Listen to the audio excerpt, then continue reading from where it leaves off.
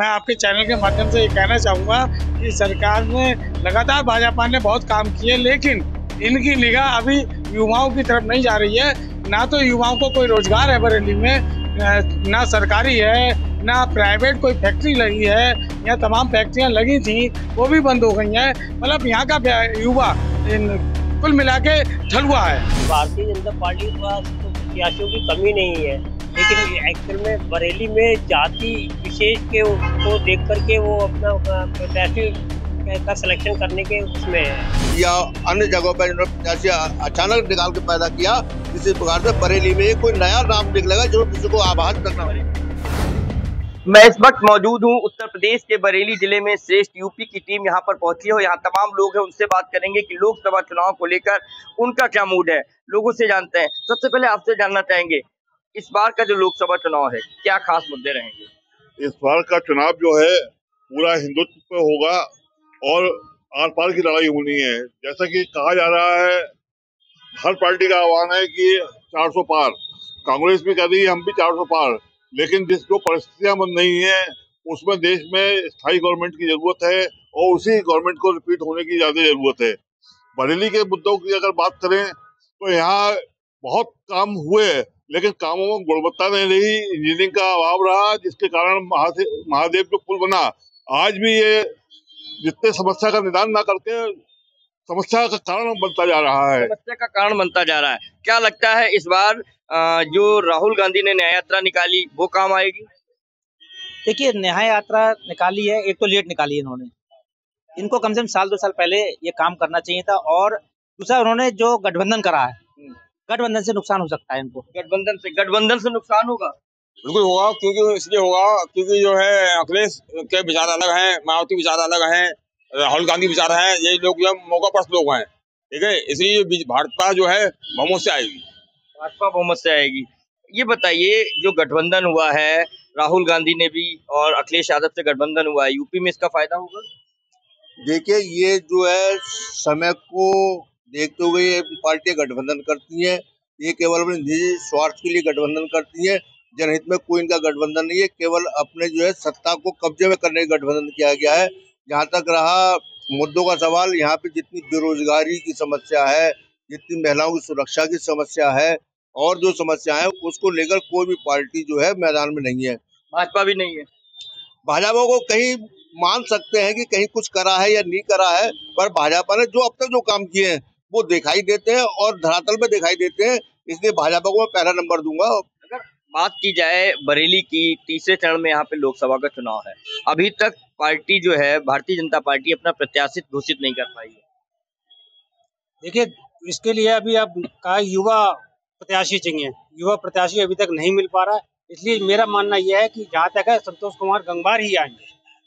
भारत में युवाओं की कमी है क्या? युवा प्रत्याशी नहीं मिल पा रहा? युवा प्रत्याशी बहुत हैं, लेकिन है क्या कि जिसने एक बार अपना नार गड़ा दिया वो ये चाहता है कि पूरी जिंदगी जो है मैं राजनीति करूं। और इसके अलावा मैं आपके चैनल के माध्यम से ये कहना चाहूँगा कि सरकार ने लगातार भाजपा ने बहुत काम किए, लेकिन इनकी निगाह अभी युवाओं की तरफ नहीं जा रही है। ना तो युवाओं को कोई रोजगार है बरेली में, ना सरकारी है ना प्राइवेट कोई फैक्ट्री लगी है। यहाँ तमाम फैक्ट्रियाँ लगी थी वो भी बंद हो गई हैं। मतलब यहाँ का युवा कुल मिला के ठलुआ है। बड़ी बात कही है, जो इंडस्ट्रीज एरिया था, जो बड़ी फैक्ट्रियाँ थी वो बंद कर दी गई।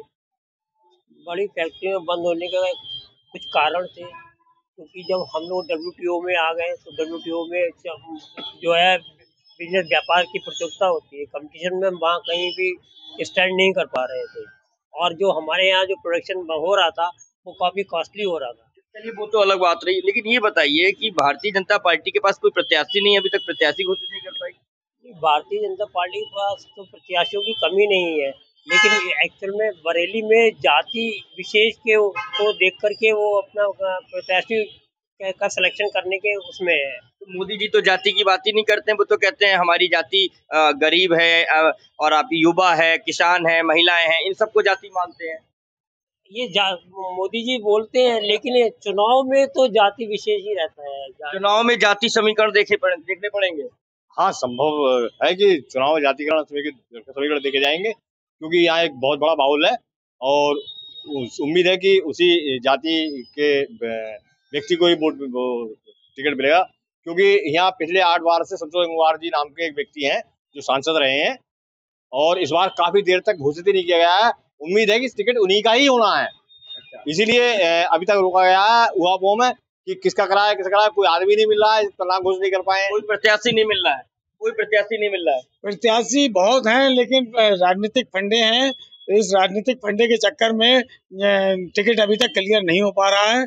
मेरा मानना यह है कि टिकट जो भी हो तुरंत कर देना चाहिए, क्योंकि चुनाव तीसरे चरण में है बरेली में। जब तक पब्लिक को पता नहीं चलेगा कि हमारा प्रत्याशी कौन है, तब तक उसका कहीं ना कहीं भाजपा कहती है हमारा प्रत्याशी कमल का फूल। बिल्कुल सही कहती है कि हमारा प्रत्याशी कमल का फूल, क्योंकि इसकी विशेषता है, विशेषता ये है कि कमल हमेशा कीचड़ में खिला है और कीचड़ में खिलने वाला कमल जो है सर्वश्रेष्ठ रहता है। जहाँ तक भारतीय जनता पार्टी का सवाल है, मैं आपको बता दूं, कहा जा रहा है कि सब युवा प्रत्याशी नहीं मिल रहे, युवा प्रत्याशी बहुत हैं। बस केवल प्रश्न इस बात का है कि जो और पार्टियां जो जाति समेट के आधार पर जो राजनीति कर रही हैं, उसके लेकर भारतीय जनता पार्टी को सोचना पड़ रहा है। और मैं बता दूं आपके लिए, विश्वास रखें, जिस प्रकार से राजस्थान में या अन्य जगहों पर इन्होंने प्रत्याशी अचानक निकाल के पैदा किया, इसी प्रकार से बरेली में कोई नया नाम निकलेगा जो किसी को आभास तक ना हो। बरेली में नया नाम, नया चेहरा चाहिए इस बार। नहीं, ऐसा कुछ नहीं है, पुराने चेहरे पे विश्वास है। हाँ, उनकी छवि बढ़िया है, इसलिए पुराने जो है चेहरा अगर आता है तो उसको वोट नहीं मिलेगा। पता नहीं कैसा है, क्या है, इस बारे में वोट नहीं मिलेगा। वोट मिलेगा, कम मिलेगा, जिसकी छवि बनी हुई है उसकी, उसको नहीं। आप बताइए। देखिए, संतोष जी जो है बरेली के पहचान बन चुके हैं और मजबूरी भी है बरेली में लोगों की, क्योंकि फिलहाल विकास उन्होंने कुछ नहीं किया, बरेली के लिए कुछ काम नहीं किया है, लेकिन संतोष जी फिर भी जरूर बरेली। कमल कीचड़ में खिलता है, क्या बरेली का कीचड़ कम हुआ? बरेली का कोई कीचड़ कम नहीं हुआ। जातिगत समीकरण जिस तरीके से चुनाव में अभी होते हैं, मोदी जी एक तरफ कहते हैं, सब पार्टियां कहती हैं कि जातिगत जनगणना हो, बाकी चीजें हो। अगर जातिगत जनगणना हो तो आरक्षण क्यों नहीं सबसे पहले हटाया जाता? अगर आरक्षण हट जाए तो सारे प्रत्याशी एक समान होंगे, सबको आर्थिक आधार पे छूट दी जाए। और जहां तक बरेली की बात है, तो नया प्रत्याशी अगर लाएंगे तो उसको पहले 3 महीने पहले भूमिका में आना चाहिए शहर में कि हम प्रत्याशी हो रहे हैं, हम घोषित किए गए हैं। लेकिन अभी तक जो प्रभावी है, जिसे लोग जानते हैं, समझते हैं, संतोष गंगवार ही ऐसे प्रत्याशी है जिन पर भरोसा किया जाता है। दूसरा भी जीतेगा, लेकिन कितना मार्जिन होगा हम नहीं कह सकते। अच्छा, ये बताइए, अरविंद केजरीवाल को जेल में भेज दिया गया है, क्या कहेंगे? ये राजनीति हो रही है इस समय? नहीं, ये राजनीति तो नहीं कहेंगे भाई, ये राजनीति नहीं है, मेन ये है उसका भ्रष्टाचार और उसके हाँ, ये भ्रष्टाचार है, ये भ्रष्टाचार है। भ्रष्टाचार में कोई दल हो, कमी क्यों याद आया? नहीं, ये देखो, ईडी कब से कार्रवाई कर रही है, 9 सम्मन भेज दिए, 9 सम्मन को उन्होंने बिल्कुल इग्नोर कर दिया। चुनाव के मौके पर गिरफ्तारी, एक मुख्यमंत्री की गिरफ्तारी। इससे पहले आप देखिए, सोरेन गिरफ्तार हुए, उससे पहले लालू गिरफ्तार हुए, राबड़ी देवती के नाम आया, सबको ईडी पे जिसके आम आदमी पार्टी ऐसा लग रहा था हावी हो रही है भारतीय जनता पार्टी पे, दिल्ली में नुकसान हो रहा है। हाँ, ऐसा लग रहा होगा, क्योंकि पंजाब में एक बार नुकसान उठा चुके हैं ये लोग, तो हो सकता है नहीं लग रहा हो कि दिल्ली में हमें नुकसान ना हो जाए, इसलिए पहले मुखिया को बंद कर दो, उसके बाद दबाव में आ जाएगी पूरी पार्टी। तो ऐसा हो सकता है कि दबाव में ही बंद किया गया हो उसे। हाँ, और मैं बताऊं, एक जो अपनी बात कहना चाहता हूँ, ये इस समय सरकार भाजपा की बनेगी, ये तो निश्चित मान लीजिए, चाहे कुछ भी स्थिति हो जाए, क्योंकि ये दल जो मिल रहे हैं, दल कभी मिल नहीं पाते। इसे 4 लाइन सुनाओ, मैं कविताएं लिखता हूँ, हास्य कविताएं, कि दिल से दिल अपना ये दल मिला सकते नहीं, और मात खा सकते हैं लेकिन बाज आ सकते नहीं। और ठीक ही बुजुर्गों ने कहा है दोस्तों, एक रोटी मिलकर 4 कुत्ते खा सकते नहीं।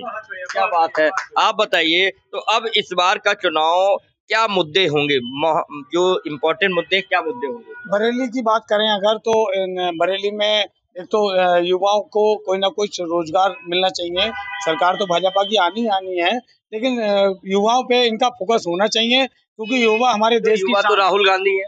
नहीं, राहुल गांधी हैं, हम अपनी बरेली की बात कर रहे हैं। आप बरेली में संतोष जी युवा है? नहीं, युवा वो नहीं है। अगर युवा, अब टिकट का तो क्लियर ही नहीं है, अभी तो टिकट ही क्लियर नहीं है। पहले तो टिकट क्लियर हो किसका हो रहा है, जो सामने आए संतोष जी आते हैं, तो संतोष जी से भी मैं अपना तरफ से निवेदन करूंगा कि वो लोग युवाओं पे फोकस करें और युवाओं की बात संसद में उठाएं, और बरेली के युवाओं को कुछ न कुछ एक तोहफा, रोजगार, सरकारी नौकरी, प्राइवेट नौकरी या संविदा पे। राम मंदिर बन गया, इसका फायदा मिलेगा?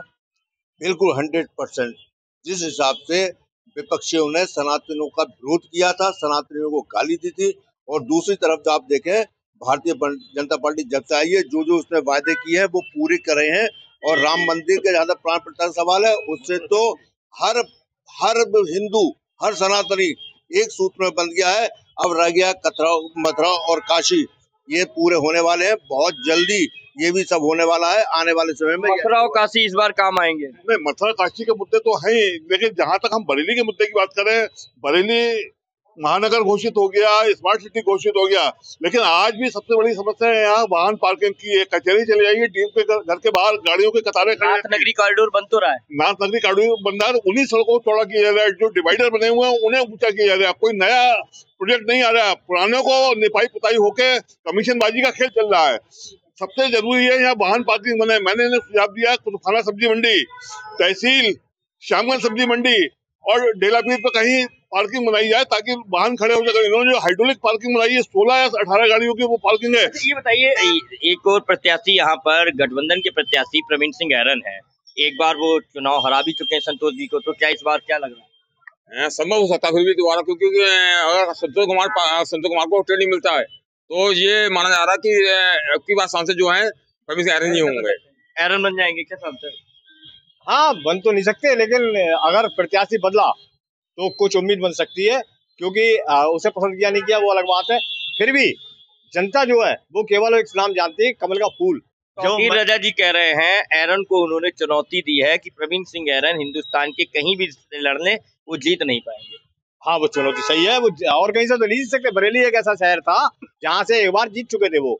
लेकिन हमारे देश की महिलाएं बहुत अच्छी हैं, जो केवल कमल ही जानती है और कुछ जानती ही नहीं है, वो ही चुनाव को जिता देंगे पूरे देश में। देखा आपने, स्थानीय लोग हैं यहाँ पर, तमाम जो प्रबुद्धजीवी वर्ग है इनसे बात हुई है और इनका कहना है कि सबसे पहले भारतीय जनता पार्टी को बरेली में अपना प्रत्याशी घोषित करना होगा। कैमरामैन पंकज शर्मा के साथ श्रेष्ठ यूपी, बरेली। उत्तर प्रदेश की हर खबर से अपडेट रहने के लिए श्रेष्ठ यूपी को करें सब्सक्राइब, बेल आइकन दबाएं और देखते रहें श्रेष्ठ यूपी।